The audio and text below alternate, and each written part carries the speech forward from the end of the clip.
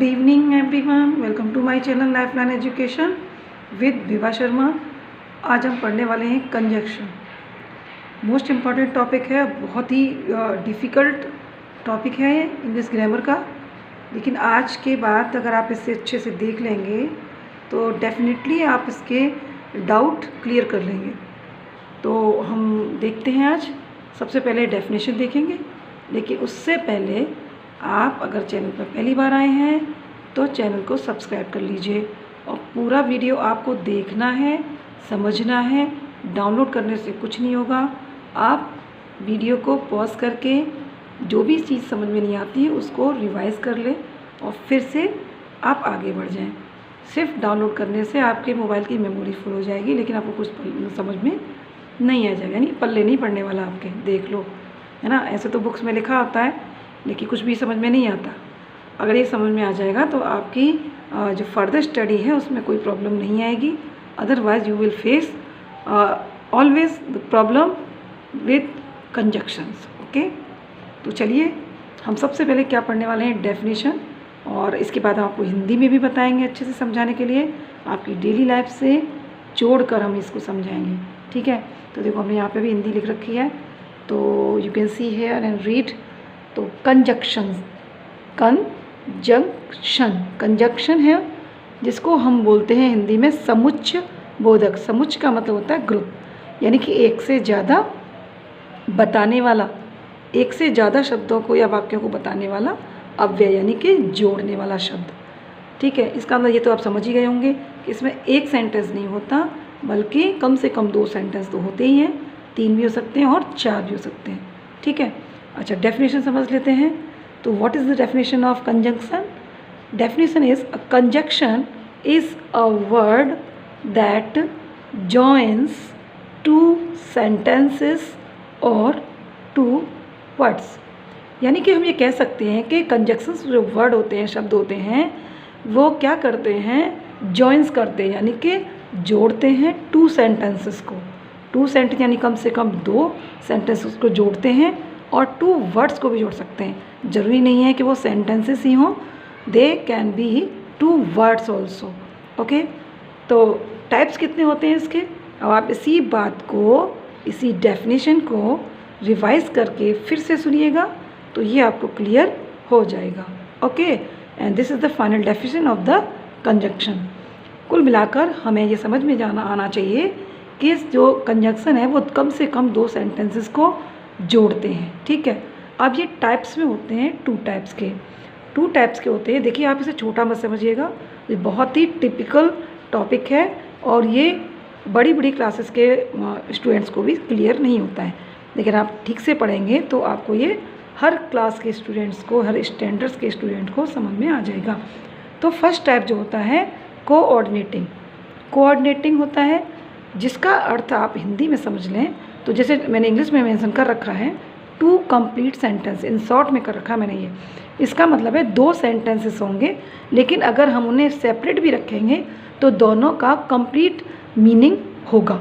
यानी आप सेपरेट भी पढ़ेंगे तो भी उन दोनों का अलग अलग सेम, और वो भी कंप्लीट मीनिंग होगा उन सेंटेंसेस का। ठीक है, अच्छा अब हम थोड़ा सा यहाँ पे भी देख लेते हैं इसके साथ में ही सब ऑर्डिनेटिंग।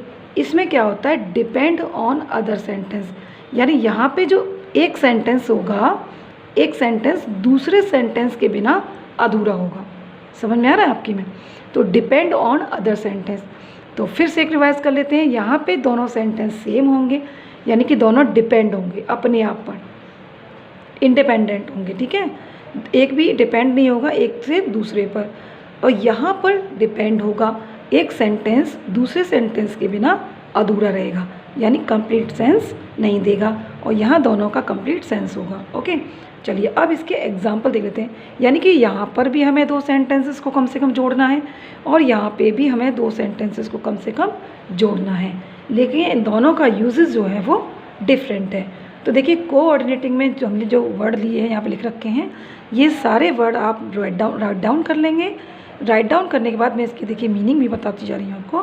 तो देखो यहाँ पे लिखा हुआ है and, but, yet, still, various, while, nevertheless, so, therefore, otherwise, only, but also ये एक ही ग्रुप का है, एज वेल एज एक साथ चलेंगे, ईदर और एक साथ रहेंगे, एक सेंटेंस में दोनों आएंगे, नीदर नर ये दोनों एक साथ रहेंगे, एटसेट्रा। ऐसे ही जो वर्ड हैं ये वाले, अगर आपको ये वर्ड कहीं पर भी दिख जाते हैं किसी भी सेंटेंस में, तो you can say that these words are coordinating.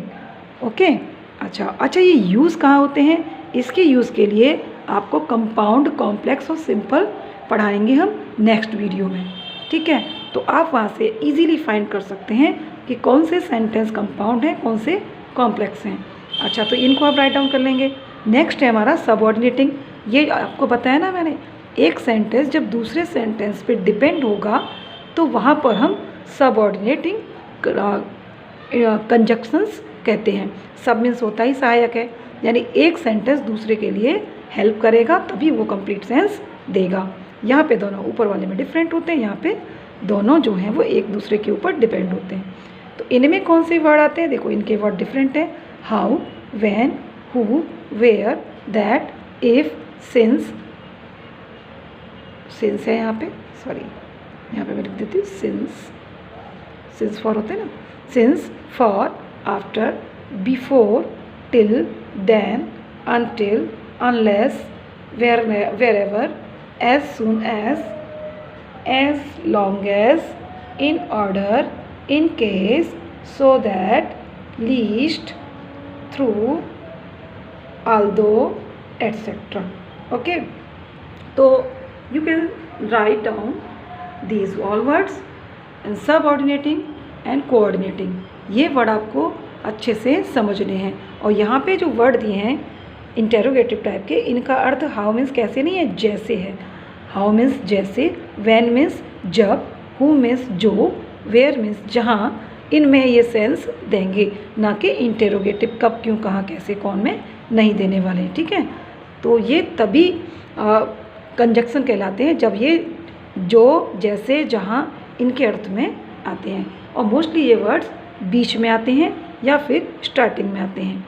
Okay, अच्छा अब इनका एग्जाम्पल देख लेते हैं, आप समझ जाएंगे और आप इनको फाइंड भी कर सकते हैं। देखिए, ही इज़ स्लो, वह धीमा है, बट ही इज़ श्योर, लेकिन निश्चित है। तो यहाँ पे दोनों ही सेंटेंस जो है वो डिफरेंट है, मतलब डिफरेंट हैं, और जोड़ने के लिए हमने बट का यूज़ किया है। यानी कि वह धीमा तो है लेकिन पक्का है, धीरे धीरे कार्य करता है लेकिन पक्का क्या करेगा, जीतेगा, यानी कोई भी काम करके मानता है, ठीक है। ट्रस्ट इन गॉड, ईश्वर में विश्वास रखो, एंड और डू द राइट, और अच्छे कार्य करो। तो दोनों ही डिफरेंट है ना। अगर हम एंड को हटा दें तो भी ये हमारे ये दो सेंटेंस को मिलाकर कितने हो जाएंगे, 4 हो जाएंगे। अगर हम ये बट और इधर से एंड को हटा दें तो चलिए, तो ये कौन से हैं हमारे, कोऑर्डिनेटिंग है, ठीक है, क्योंकि दोनों ही डिपेंड हैं।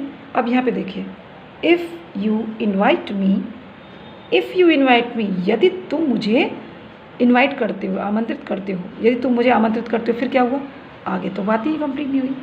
तब ये देखो जो कॉमा दिख रहा है आपको यहाँ पे, ये जो कॉमा दिख रहा है इसका मतलब होता है तब।